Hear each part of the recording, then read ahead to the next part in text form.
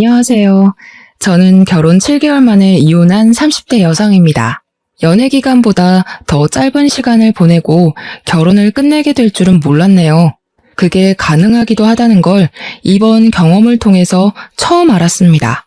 기분이 썩 좋은 일은 아니지만 비도 오고 꿀꿀한 기분을 어디 달랠 곳이 없어서 사연을 써보고자 합니다. 날씨처럼 꿀꿀한 저의 사연 들어보시고 부디 여러분들은 저희 남편 같은 사람 안 만나셨으면 좋겠어요. 저는 치과 의사입니다. 동네 괜찮은 곳에 병원을 냈고 저 혼자 원장이어도 제법 운영이 잘 되는 치과였습니다. 남편을 만나게 된 건 의사 대 환자로서였어요. 남편이 저희 치과를 이용하기 시작한 다음부터 제게 적극적인 관심을 보여줬는데요. 처음에는 남편의 관심이 상당히 부담스러웠어요. 그런데 사적인 감정 때문에 환자를 따로 안 받는 건 의사로서 말이 안 되잖아요. 제가 정중히 거절하면 되는 마음이고 계속 밀어내다 보면 남편이 호의 표시를 그만하겠지 싶었어요. 그런데 남편은 치료를 다 끝냈는데도 한 번씩 우리 병원에 들러서 직원들에게 음료수 사주고 도시락을 쏘고 하더라고요. 한 번은 남편의 그런 행동에 따로 경고를 하기도 했었어요. 그만해달라고 말이죠. 근데 그 상황에서 남편은 오히려 제게 고백을 해버리더라고요. 저더러 따로 연락하는 남자나 맞선이 예정된 상대가 있는 게 아니라면 한 달만 만나달라고 하대요. 웃기게도 너무 사정을 하길래 제가 결국 알겠다고 하고 받아줬어요. 대신 한 달 뒤엔 그만해달라고 했죠. 그렇게 친구처럼 만나기 시작했는데 말도 안 되게 저는 남편의 매력에 빠져버렸습니다. 한 달이 끝났는데 남편이 제게 다시 고백을 했는데 그땐 제가 한 달 전과 다른 마음으로 받아주게 되었어요. 신기하게도 그 인연으로 결혼까지 하게 되었네요. 남편은 일반 중소기업 사원입니다. 시모는 남편 초등학생 때부터 시부랑 일찍 사별하고 혼자서 남편을 대학까지 졸업시켰다더군요. 시부가 돌아가신 이후 시모랑 남편은 참 어렵게 살았다고 했습니다. 시모 혼자서 남편 키우느라 장사도 하고 배달도 하고 설거지 등등 굳은 일은 다 하면서 말이죠. 그 얘기 들으니 만나보지도 못한 시모가 문득 존경스러웠습니다. 그런 엄마 밑에서 자란 자식인 남편의 인품은 안 봐도 훌륭할 거란 생각까지 들었죠. 근데 기대를 갖고 만난 시모의 첫인상은 제가 생각했던 것과는 많이 달랐습니다. 일단 성격이 당황스럽게도 좀 깐깐했어요. 약간 자격지심이 있는 것 같기도 했고요. 결혼 인사를 갔던 날 처음 만났는데요. 시모가 고생 많이 해온 사람처럼 생기긴 했더라고요. 시모 연세가 우리 엄마랑 동갑이라 들었는데 솔직히 연세를 몰랐더라면 저희 엄마보다 더 많아 보이긴 했습니다. 어쨌든 시모가 제게 처음 한 말이 꽤나 직설적이었기에 아직도 기억에 남아있는데요. 나는 우리 아들 정말 귀하게 키웠어요. 일확천금이 있어도 우리 아들이랑은 안 바꿀 정도로요. 우리 집 형편 안 좋다고 아가씨 집에서 우리 아들을 조금이라도 무시하거나 낮은 취급했다간 나 가만 안 있을 겁니다. 제가 간단한 인사를 드리자마자 시모한테 들었던 첫 대사였습니다. 경고였다고 표현하는 것이 더 적절하겠네요. 그런 시모를 자중시킨 건 남편이었어요. 남편도 시모의 갑작스러운 경고에 당황한 것 같더라고요. 그럴 리가요. 저희는 동등한 입장에서 결혼하려는 건데요. 저희 부모님도 돈으로 사람 판단하는 분 아니세요. 그런 게 걱정이시라면 너무 신경 쓰지 않으셔도 되세요. 그건 모르는 일이지요. 어느 집에서 치과 의사 하는 딸을 신혼집 한 채 못 해주는 집에 시집 보내고 싶어 하겠어요? 아직 젊어서 모르나 본데 결혼해본 어른들이라면 집안 형편에 대해 중요하게 생각해요. 엄마, 손님 모셔놓고 너무 말 세게 한다. 안 그러기로 약속했잖아. 그러지 말고 우리 밥부터 먹자. 시모가 저를 너무 대놓고 경계하자 남편이 시모를 계속 진정시켰습니다.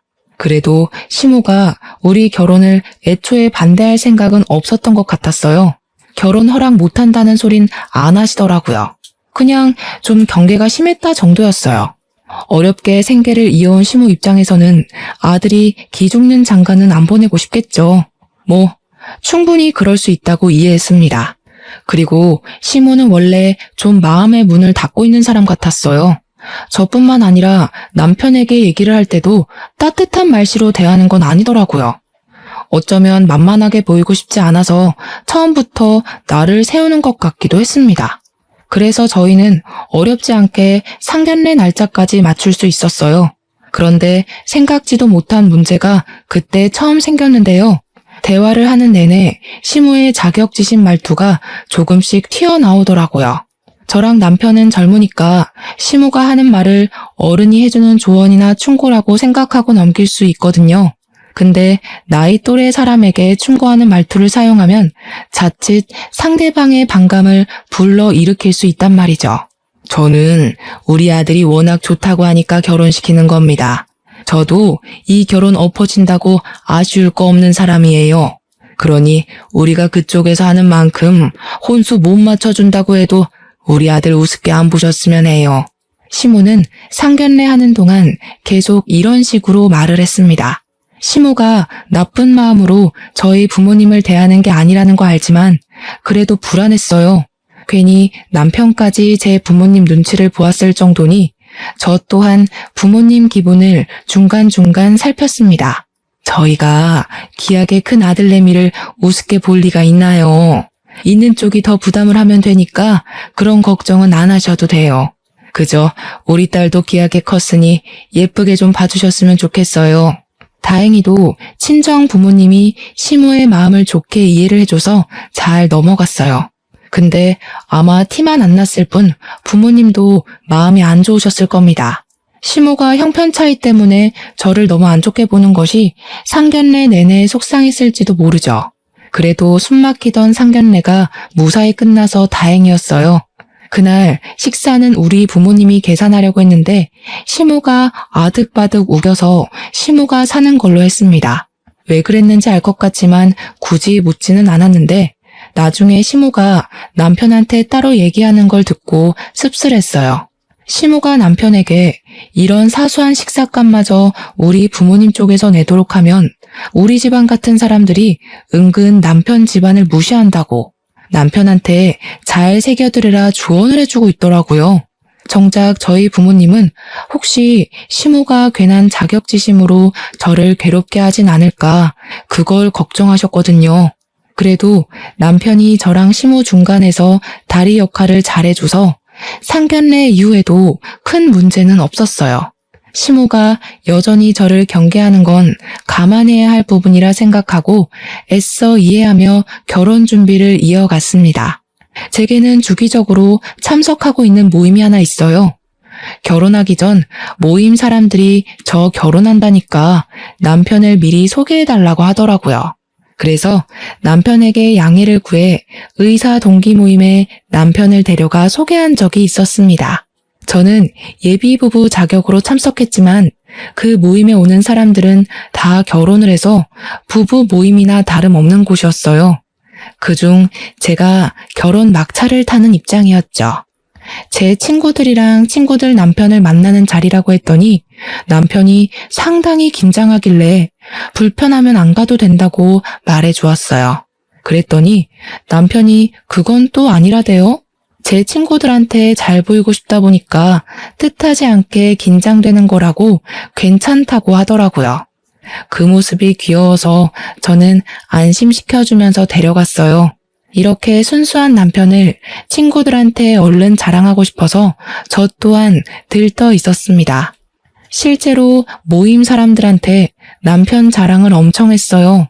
친구들은 제가 이렇게까지 신나 있던 적이 없었는데 남편의 파워가 대단하다며 제 남편을 덩달아 칭찬해 주었습니다. 그런데 그곳에서 생각지도 못한 문제가 발생했는데요. 친구가 결혼하는데 친구들이 당연히 상대방 인적 사항에 궁금할 거 아닙니까? 그렇다 보니 우리 남편한테 질문 공세도 엄청 들어올 거고요. 어떻게 만났고 어디가 좋아서 만나냐는 질문은 사실 어린애들이나 관심 있는 질문이잖아요. 이미 다들 자리 잡은 부부인데 남의 부부 러브스토리보단 스펙이 더 궁금할 거란 말이죠. 저는 저보다 돈 못 버는 남편이라고 부끄러웠던 적이 없었는데 남편은 제 생각과 달랐나 보더라고요. 친구들과 친구들 남편의 직업, 집안 배경, 말로 주고받는 돈의 액수 등을 들으면서 남편이 저도 모르게 기가 좀 죽은 듯 했습니다.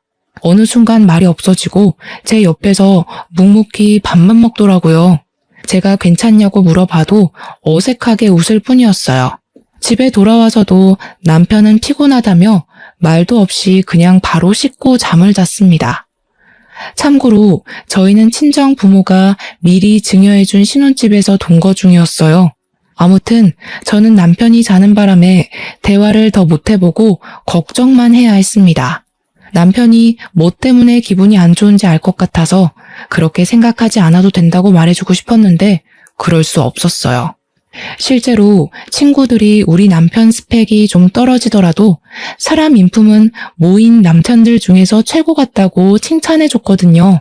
그 말이라도 꼭 전해주고 싶었는데 내일로 미뤄야 했지요. 근데 내일도 저는 남편을 위로해줄 수 없었습니다. 다음날 다짜고짜 시모가 집에 쳐들어왔거든요. 남편이 제가 늦게 일어나는 사이 어제 모임 일을 시모한테 얘기했던 건지 시모가 집에 들어오자마자 들고 있던 가방으로 저를 한 대 치면서 따지더라고요. 너 우리 아들한테 갑질했니? 돈 없는 집안이라고 무시했어? 내가 너 이럴 줄 알았다. 이런 식으로 사람 기죽여서 우리 아들 머리 위에 올라앉을 작정이었냐? 네? 무슨 소리세요? 어머님, 일단 진정하시고 앉아서 얘기해요. 이런 더러운 집구석 엉덩이 붙일 생각 없다. 왜? 내 아들을 그런 모임에 데려갔니? 어떤 취급받을지 뻔히 알면서 그런 잘난 사람들 앞에 내 아들을 왜 데려가? 그건 어머님이 오해하신 거예요. 남편도 오해하고 잘못 말씀드렸나 보네요. 그런 거 아니고요. 실제로 저희 친구들이 남편 보고 괜찮은 사람이라고 칭찬했어요. 그딴 아부 떨면 우리 같은 사람이 해벌쭉하고 좋아해 줄 거라 생각했니? 이 결혼하지 마라. 시고 올리기도 전에 우리 아들 기죽이는 며느리한테 절대 내 아들 안 보낸다. 기상하자마자 대체 이게 뭔 상황인지 그저 어안이 벙벙했습니다. 시모한테 해명하면서도 제가 무슨 말 하고 있는지 헷갈렸죠. 시모의 갑작스러운 선포는 결혼식까지 일주일이 남은 상황이어서 더 당황스러웠어요. 남편이 잠깐 화장실에 가 있을 때 시모가 들이닥친 거였는데 그때 남편이 분주한 소리 때문인지 화장실 문을 열고는 시모를 발견하자마자 헐레벌떡 튀어나왔습니다. 자기 엄마를 말리기 시작했죠. 엄마, 내가 오지 말라고 했잖아. 나 괜찮다고 했지. 내가 알아서 할 테니까 끼어들지 좀 마. 괜찮긴 뭐가 괜찮아. 네가 얼마나 자랑스러운 아들인데 그깟 고위 직업이 뭐라고 사람을 고개도 못 들게 하고 말이야. 저 여자가 너를 진심으로 생각해줬다면 그런 모임에 데려가면 안 되지. 저를 저 여자라고 부르는 시모에게 좀 놀랐어요. 섭섭하기도 했습니다. 근데 시모가 저를 정말 나쁜 사람으로 몰고 있으니 더 서름이 차오르더라고요. 시모의 원망을 들으면서도 저는 제가 뭘 잘못한 건지, 이게 이렇게까지 소란을 피울 만큼 잘못한 일인 건지 납득이 잘 안 되었어요. 제가 멍 때리고 있는 사이 남편이 알아서 흥분한 시모를 데리고 현관으로 향했습니다. 신발을 신고 나가면서 저한테 미안하다고 시모 좀 집에 데려다주고 오겠다며 사라졌죠. 얼마 뒤 다시 돌아온 남편은 제 눈치를 보면서 들어왔어요. 그러면서 하는 말이 시모를 잘 설득했는지 파혼 얘기는 신경 쓰지 말라며 미안하다 사과를 해왔습니다. 자기 이번 모임 불편했어? 어머님까지 아셨는데 나한테 숨기지 말고 다 얘기해줬으면 좋겠어. 사실 불편하긴 했지. 당신 친구들은 전부 의사고 친구 남편들도 의사나 검사나 한 자리 하는 사람들인데 나는 그냥 일반 회사원이잖아. 내가 못나서 자기까지 못나 보일까봐 미안해서. 그런 생각이 들었으면 나랑 먼저 얘기를 해서 풀어야지. 어머님한테 전화해서 상담하면 어떡해. 그리고 당신은 내가 당신을 직업으로 판단할 사람으로 보였어? 그게 아니라 그냥 나 혼자 좀 그랬나 봐. 미안해. 다음부턴 당신한테 얘기해줄게. 저는 남편에게 다시 한번 제 생각을 전하면서 남편의 있는 그대로의 모습을 사랑한다고 말해주었어요. 마치 사춘기 아들을 달래는 기분이 들어서 조금 황당하기까지 했네요. 어쨌든 남편은 제 마음을 알아준 건지 지난 날을 돌아보면서 반성하였습니다. 그렇게 저희 결혼 준비는 잠깐의 방황을 해결하고 무사히 진행되었죠. 결혼식을 올리고 신혼여행 다녀올 때까지 계속 정신이 없었어요. 신혼여행 이후 한 달 정도는 신혼살림을 정리하는 데에 시간을 거의 다 뺏겼을 정도였습니다. 어느 순간부터 좀 한가해졌다고 느꼈을 때 사실 집들이를 할 수 있었는데도 저는 일부러 집들이를 생략했어요. 제 친구들이 집들이 언제 하냐고 기다리고 있었거든요. 친구들도 결혼하고 나서 집들이를 했고 어떻게 보면 저희 모임 사람들은 거의 당연하게 집으로 사람들을 초대했던 것 같습니다. 그런데 그걸 저는 안 하겠다고 했어요. 이유는 남편을 생각해서였습니다. 그 모임 사람들 때문에 결혼하기 전 처음으로 다퉈봤는데 다툼의 원흉을 굳이 또 불러서 남편과 제 사이의 불안을 다시 만들고 싶진 않았어요. 아무래도 남편이 기죽었던 것이 마음에 걸리더라고요. 그래서 저는 친구들에게 일일이 전화를 돌리면서 집들이를 못하게 된 사정을 설명했어요. 남편 때문이라고는 안 했고 그저 제가 바쁜 일정 때문에 어려울 것 같다고만 했죠. 그런데 제가 친구들에게 전화를 돌리는 걸 남편이 봤나 보더라고요. 전화를 다 돌리고 방에 들어갔더니 남편이 토라져서 제가 말을 걸어도 안 쳐다보는 겁니다. 그래서 저도 더 끈질기게 남편을 건드렸어요. 우리 서로 불만 있으면 대화로 풀자 했지 않냐고 했더니 남편이 결국 제게 할 말을 했는데요. 괜찮다더니 결국 날 친구들한테 소개하기 창피했던 거야? 왜? 친구들이 무슨 저런 남편을 만났냐고 당신이 아깝대? 그게 무슨 소리야. 내 친구들은 당신 좋게 본다니까? 사실도 아닌 말로 왜 자꾸 마음대로 상상해. 나는 당신이 불편할까봐 더 이상 신경 쓰이는 상황 안 만들려고 했던 거야. 내가 불편할까봐 그런 거 맞아? 당신이 불편해서 안 부르는 거 아니고? 난 이제 당신 진심이 뭔지 모르겠다. 남편은 집들이에 대해서 갑자기 또 자격지심 장난 아닌 소리를 하더라고요. 제가 솔직하게 얘기를 해주고 그런 거 아니라고 왜 꼬아서 생각하냐 하는데도 남편은 더 이상 저랑 대화를 안 하고 싶다며 자리를 떠버렸습니다. 근데 웃긴 게 그렇게 혼자 삐쳤다가 시간 좀 지나면 혼자 풀려요. 이게 몇 번 반복이 되었었는데 어느 순간부턴 저도 지쳐서 그냥 내버려뒀습니다. 제가 남편한테 제 친구들 얘기를 안 하는데도 남편이 혼자 저를 밀어냈다가 당겼다가 하길래 그게 가끔씩 이해가 잘 안 되기도 했는데요. 굳이 싸우기 싫어서 남편한테 물어보진 않았거든요. 근데 남편이 결혼하고 나서부터 자기 직장에서 은근 저랑 비교를 당하나 보더라고요. 갈수록 예민해지더니 집에 와서는 저보다 우월하려고 기를 쓰는 느낌이 드는 겁니다. 어느 날 제가 일 때문에 잠깐 빨래를 밀었었는데 남편이 그동안은 별말 없다가 뜬금없이 그걸로 시비를 걸기 시작했어요. 이럴 거면 일을 그만두던가. 집에 여자가 있는데 어떻게 집안 꼴이 이렇게 엉망이야? 집 신경 안 쓰고 계속 일할 거면 차라리 나한테 돈이라도 주든지 해. 뭐? 집안일 안 한다고 돈 달라는 건 뭔 논리야? 그리고 집안일은 나만 해야 돼? 당신이 먼저 빨래 봤으면 좀 해줄 수도 있는 거잖아. 그럴 거면 아내랑 남편이란 말이 왜 있겠어? 우리 집은 다른 집이랑 다르게 남편이랑 아내 사이에 격차가 너무 없는 것 같아. 그러니까 내가 어디 가서 길을 못 펴는 거야. 집안의 가장은 난데 어디에서도 인정받을 부분이 없잖아. 당신 갈수록 이상해지는 거 알아? 직장에서 무슨 소리를 듣는 거야? 왜 이렇게 일만 다녀오면 예민해져서 난리야. 아, 됐고. 그래서 하고 싶은 말이 뭔데? 당신만 바깥일하고 나는 집안일만 했으면 좋겠다는 거야? 그래. 그게 부부 역할이 맞는 거지. 솔직하게 말하자면 나도 당신한테 남편 대우 받고 싶어. 당신이 나보다 수익이 많으니까 어쩔 수 없이 내가 꿀리잖아. 남편의 바람은 제가 의사를 관두길 바라는 거였어요.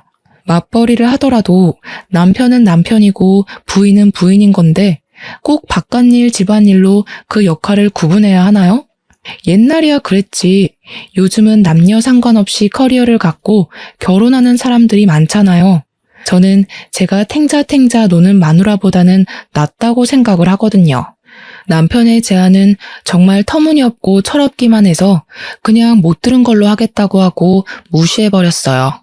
근데 남편이 제가 무시한 것 때문에 또 자존심 상했나 보더라고요. 어느 날부터 저랑 마주할 때마다 드러내는 태도나 표정이 어색했습니다. 뭐 그렇다고 저한테 더 이상 시비를 거는 건 아니라서 별말 않고 넘겼어요. 남편 삐치는 게 한두 번도 아니고 내버려두면 항상 그랬듯 알아서 아무 일 없었다는 듯이 행동할 거라 생각했거든요. 그런데 이번에는 남편 행동에 좀 다른 점이 있었어요. 남편이 주말마다 시댁을 자주 가더라고요. 초반에는 그냥 내버려 뒀는데 나중에는 한번 물어봤거든요. 그럼 남편은 그저 후다닥 나가면서 시모가 혼자 밥 먹는 거 외로워한다고 점심만 시댁에서 먹겠다고 하면서 사라져버리더군요. 남편이 주말마다 그렇게 가버리면 저야말로 집에서 혼자 점심을 먹었습니다. 저희는 분명 신혼부부인데 어째 신혼이 아니라 한 5년 이상은 산 부부 같은 느낌이 들었어요. 저도 갈수록 남편에게 서운함이 쌓이더라고요. 그렇지만 말 못했죠. 괜히 남편을 종용했다가 시모가 남편 뺏어간다고 생각할까봐 그냥 이 모든 상황을 좋게 생각하려고 했어요. 그런데 어떤 날에는 남편이 주말에 시댁에서 자고 올 때가 있어요. 평일에는 출근을 해야 하니까 당연히 직장이랑 가까운 신혼집에서 먹는데 주말만 되면 마치 두 집 살림이라도 하는 것처럼 시댁에서 먹고 자고 합니다. 이 상황이 꽤 길게 반복되니까 나중에는 시모가 제 남자를 뺏은 것처럼 느껴지다가 더 나중에는 제가 시모의 남자를 뺏은 건가? 하는 기분까지 들었어요. 제게 삐쳐있던 남편을 그냥 내버려 두려고 했는데 이건 좀 아닌 것 같아서 또 자고 온다는 남편의 앞길을 가로막은 적도 있었습니다. 나랑 얘기 좀 해. 주말마다 어머님 집에 간 거 벌써 한 달이 넘었어. 나랑 이대로 멀어질 작정인 거야? 이젠 나랑 화해하기도 싫어? 너도 잘못 없다고 생각하고 나도 잘못 없다고 생각하는데 이 상황에서 무슨 화해를 해. 그냥 서로 마음에 안 드는 거 굳이 맞추려고 하지 말자는 거지. 그런 사람이랑 평일 내내 같이 있는 것도 숨 막히는데 주말까지 한 지붕 아래 있으라고? 우리 부부잖아. 안 맞는 게 있으면 어떻게 해서든 대화로 풀어야지. 이렇게 주말마다 시댁을 가 있으면 어머님이 날 뭐라고 생각하시겠어. 남편더러 가지 말라고 했더니 남편은 기어코 집을 나가버렸습니다. 저랑 대화가 끝나지도 않았는데 말이죠. 그리고 이 사실을 남편이 또 시모에게 말했나 봐요. 어김없이 시모한테서 전화가 왔는데요. 너 내 아들한테 우리 집 온다고 한 소리 했니? 우리 아들 잡고 살 작정인 거야?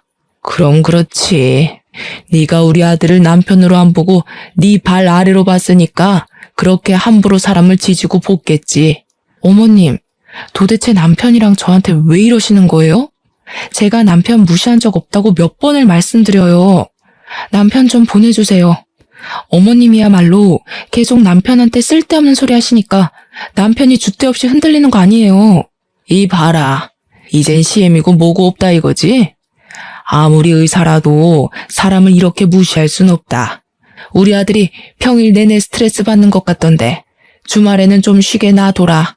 매정하게 전화를 끄는 시모는 끝내 남편 좀 바꿔달라는 제 말을 다 무시해버렸어요. 남편은 제 연락을 아예 받지 않았습니다. 그러다 어김없이 일요일 저녁이 되면 신혼집으로 돌아오는데 제가 무슨 말이라도 걸까 싶은지 화장실 갔다가 바로 잠자리에 들어요. 당시 저희가 결혼한 지 6개월 정도 되던 때였거든요. 이런 저희 모습을 신혼부부라고 할 수 있는 걸까요?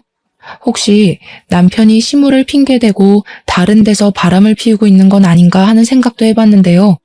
그러기엔 시모의 간섭이 너무 많아서 불륜일 수가 없겠더라고요. 어쨌든 저는 누구보다 행복한 시간을 보내야 할 새 신부임에도 이혼을 앞둔 사람처럼 쓸쓸한 시간을 보내야 했습니다. 그렇게 어느 평일날이었어요. 여느 때처럼 출근을 했는데 갑자기 병원으로 경찰들이 들이닥치더라고요. 환복도 못한 저는 경찰에게 무슨 일이냐고 물었습니다. 그랬더니 경찰이 뜬금없이 거짓 청구 신고로 수사를 하겠다는 겁니다. 잠깐만요. 거짓 청구라뇨. 저희 병원에서 거짓 청구를 했다는 말씀이세요? 죄송하지만 잘못 알고 오신 거 아니에요? 저희는 그런 적이 없는데요. 제가 경찰의 말에 강력하게 부정을 표현하자 경찰이 저를 훑어보더니 여기 원장이냐고 묻더군요. 그래서 제가 원장이라고 했더니 경찰이 자세한 신고 내용을 말해주었습니다. 우리 병원에서 제가 진료 행위를 하지도 않았는데 했다고 사문서를 위조하는 부정 방법으로 진료비를 갈취했다는 겁니다. 그게 수사 이유래요. 저는 설명을 듣고도 더 이해할 수 없어서 무슨 말도 안 되는 소리를 하냐고 대체 누가 그런 엉뚱한 신고를 했냐고 따졌습니다. 그러나 경찰은 제 말을 더 듣지 않고 경찰서 가서 얘기하라며 저를 데려갔죠. 그 사이에 저희 병원은 압수수색을 당했습니다. 저 살면서 경찰서에 가본 건 처음이었어요. 무척 당황스럽기도 했고 또 무섭기도 하더라고요. 저는 절대 범법 행위를 한 적이 없지만 만약 제 누명이 억울하게 죄로 성립된다면 저는 바로 의사 면허가 정지되거든요. 징계를 받을 수도 있고요. 그런데도 저는 경찰이 제게 뭐라고 묻는 말에 모르는 사실이라 모른다고 말할 수밖에 없었어요. 경찰들이 모른다는 말을 제일 싫어한다고 하대요. 하지만 저는 진짜 모르는데 어떡합니까? 제 말을 믿어주지 않는 경찰을 앞에 두고 저는 답답함에 가슴을 쳐야 했습니다. 대체 어떻게 된 일인지 알 수도 없고 가늠도 안 되었어요. 그저 어쩌다가 내 꼴이 이렇게 된 건가 스트레스 받기만 했죠. 그리고 1시간 조금 넘은 시간 뒤 실제 압수수색에서 증거 자료가 나왔다고 하는 겁니다. 그 사실을 듣고 제가 얼마나 놀랐는지 몰라요. 그것 때문에 경찰이 저를 더 거짓말쟁이로 보더라고요. 증거 자료는 환자 한 명이 병원에 내원하지도 않은 날짜에 후속 처리 진료가 되어 있는 기록지라 했습니다. 그것을 통해 요양급여 비용을 추가 청구했다고 되어 있는 자료들이었죠. 그 환자가 이 사실을 알고 병원 측에 얘기를 해서 들통이 나게 된 거라는데 저는 정말 하나도 모르는 얘기였어요. 이보세요, 경찰 선생님. 대체 그분이 누군데요? 저는 모르는 사실이라고요. 제가 거기 원장인데 그런 비리도 몰랐겠어요? 제가 그런 짓 저지를 사람인지 아닌지 더 꼼꼼하게 확인해 보세요. 고작 그 자료 하나 가지고 사람 억울하게 하지 말고요.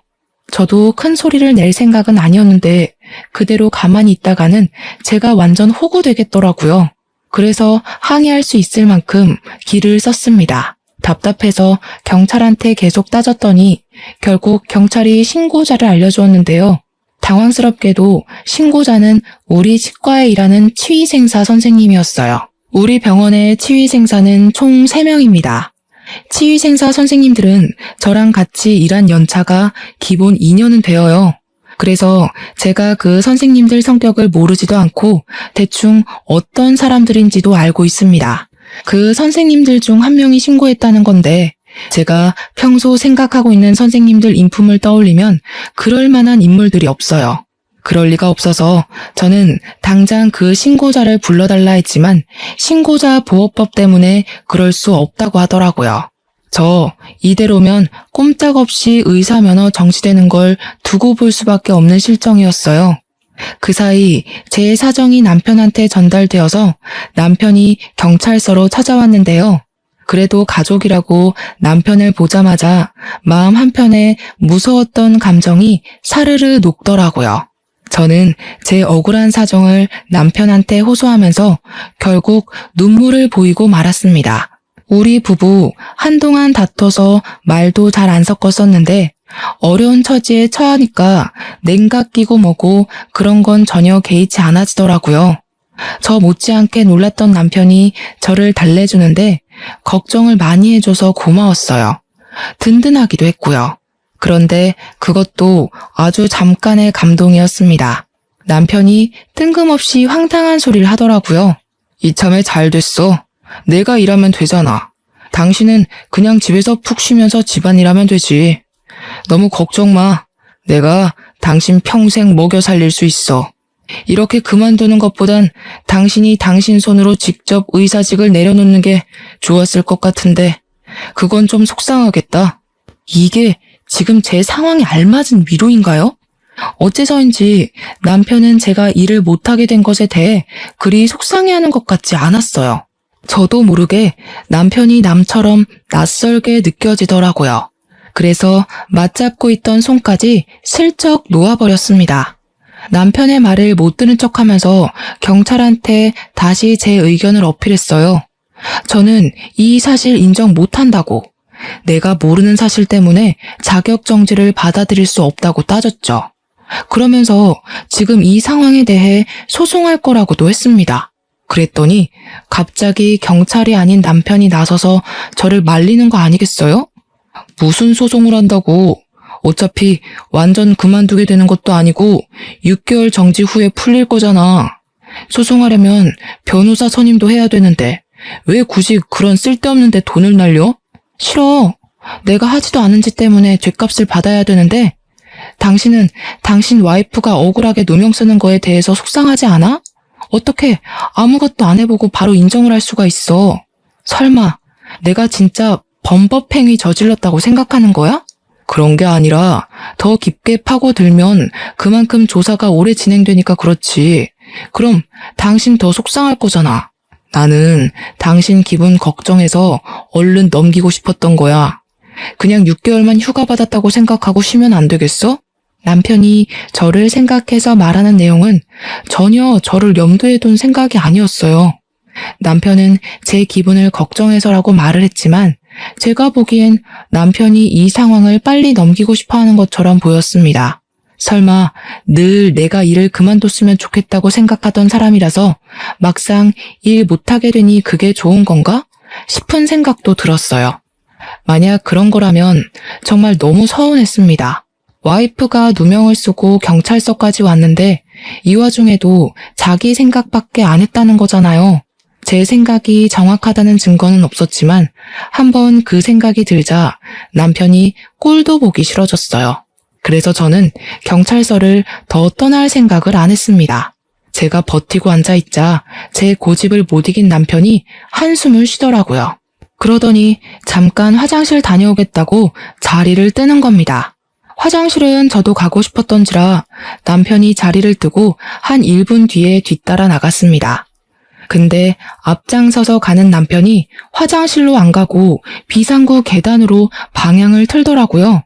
그걸 보고도 별 생각 안 할 수는 있는데 왠지 모르게 기분이 찝찝했어요. 남편에 대해 수상쩍은 마음도 아까부터 갖고 있었고요. 그렇다 보니까 저도 모르게 남편처럼 방향을 틀게 되는 겁니다. 기척을 죽이고 비상구로 몰래 발을 들였는데 그때 남편이 누군가와 통화하는 걸 엿듣게 되었어요. 큰일 났어. 지금 와이프가 소송하겠다고 난리야. 그럼 우리 짓인 거 다 걸리는 거 아니야? 그 치위생사 입 제대로 막은 거 맞아? 갑자기 우리 배신해서 다 밝히면 나 깜빵 가야 되잖아. 아, 그건 싫다고. 아유, 걱정 말라니까 그러네. 그 치과 선생님은 자기가 300만 원이나 처먹었으면서 양심 있으면 입을 열면 안 되지. 이 엄마가 우리 아들 깜빵 보낼 짓을 저지르겠어? 소송해봤자 증거가 확실히 있는데 자기가 무슨 수로 승소를 해? 걱정하지 마. 저 그 자리에서 제가 잘못 들었나 싶었습니다. 분명 남편 목소리랑 심호 음성이 맞았는데도 제가 어디에 현혹되어 한청을 듣는 건 아닌지 몇 번이고 정신을 차렸어요. 그런데도 제 귀에 들렸던 둘의 통화 내용은 사실이 맞았고 그건 제게 너무 큰 충격이었습니다. 어처구니 없게도 제게 누명을 씌운 사람들이 심호랑 남편이었어요. 우리 병원 치위생사한테 돈을 줬다고 하는 것 보니 어떤 선생님인지도 가늠이 되더라고요. 우리 치과에 좀 못 사는 치위생사 선생님이 계세요. 그 선생님이 치위생사 일을 하면서도 저녁에는 집에서 부업을 한다고 했거든요. 홀어머니를 모시고 월세 사는 친구라 돈 모으는데 중요하다는 말을 들었었습니다. 그래서 심호가 말하는 그 300만 원이란 돈에 가장 흔들렸을 선생님일 거예요. 남편이랑 시모가 제 치과를 종종 들락거렸었는데 그 때문에 저희 선생님들과 안면 트면서 지냈거든요. 시모가 제게 누명을 씌울 작정이었다면 아마 선생님들 성향을 파악해서 돈으로 유혹하기 쉬운 선생님을 골랐을 겁니다. 그리곤 자기네들이 사문서 위조한 자료를 그 선생님에게 부탁해 일을 꾸며달라 했겠죠. 어떻게 가족이란 사람들이 이런 짓을 벌일 수 있단 말인가요? 저는 남편을 깔본 적이 없는데 그런 취급을 받으면서 이렇게 경찰서까지 방문을 해야 하는 것이 너무 비정상적인 상황이지 않습니까? 듣자 하니 시모는 제가 남편보다 돈을 월등하게 벌고 있는 것도 마음에 안 들었고 자꾸 남편이 저랑 비교당하면서 기죽는 게 싫었겠죠. 또 남편이 제 머리 위에서 떵떵거리고 살았으면 좋겠는 마음에 이런 말도 안 되는 짓을 꾸민 거겠죠. 그 못된 욕망이 얼마나 강했으면 이런 짓까지 벌일 수 있는 건지 저는 그저 이 상황이 너무 충격적이라 더는 이해해 줄 수가 없었어요.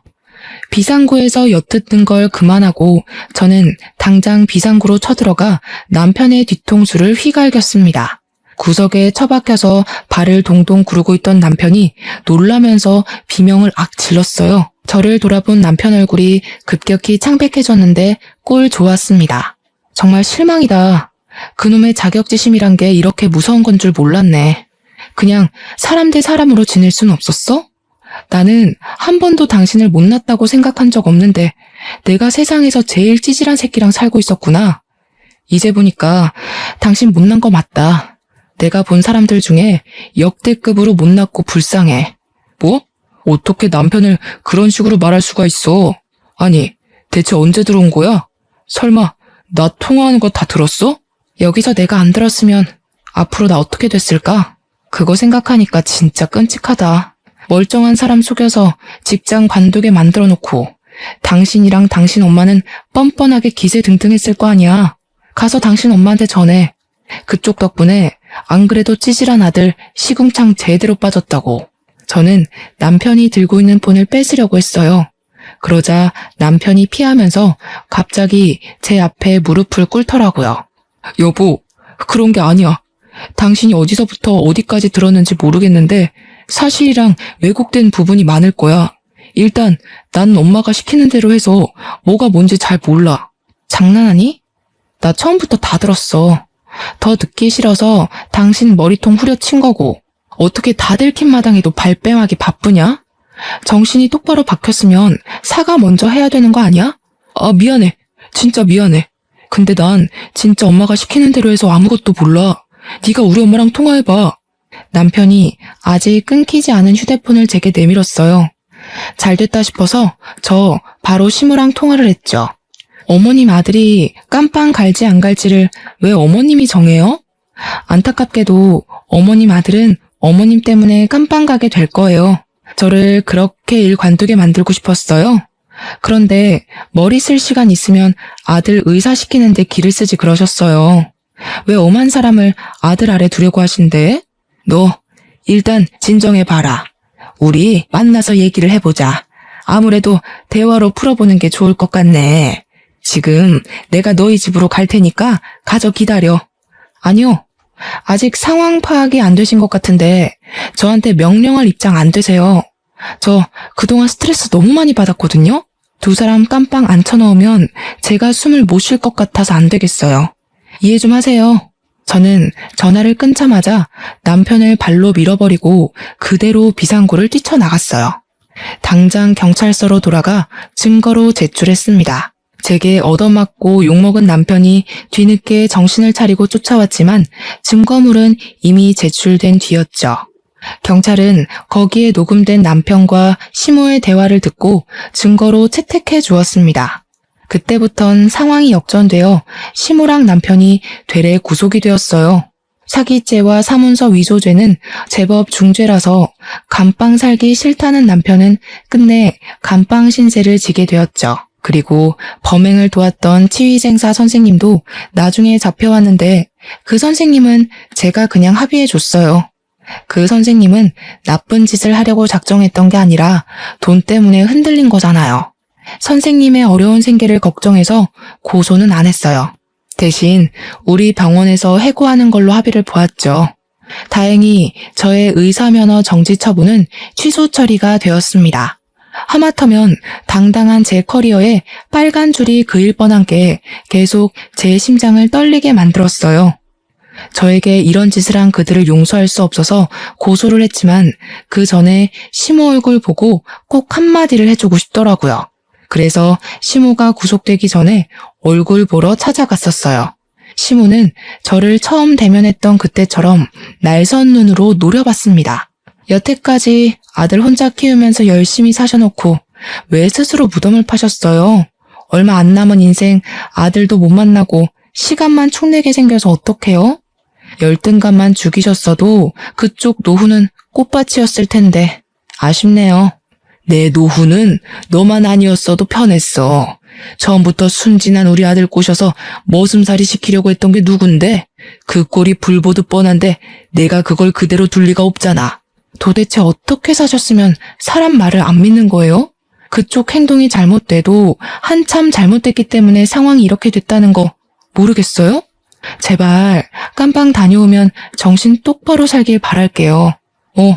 출소할 때까지 그쪽 다 늙은 몸뚱어리가 버텨줄 줄 모르겠지만 시모는 제 모습이 사라질 때까지 목청 나가도록 저주를 입에 담다가 경찰에게 경고를 받고 조용해졌습니다.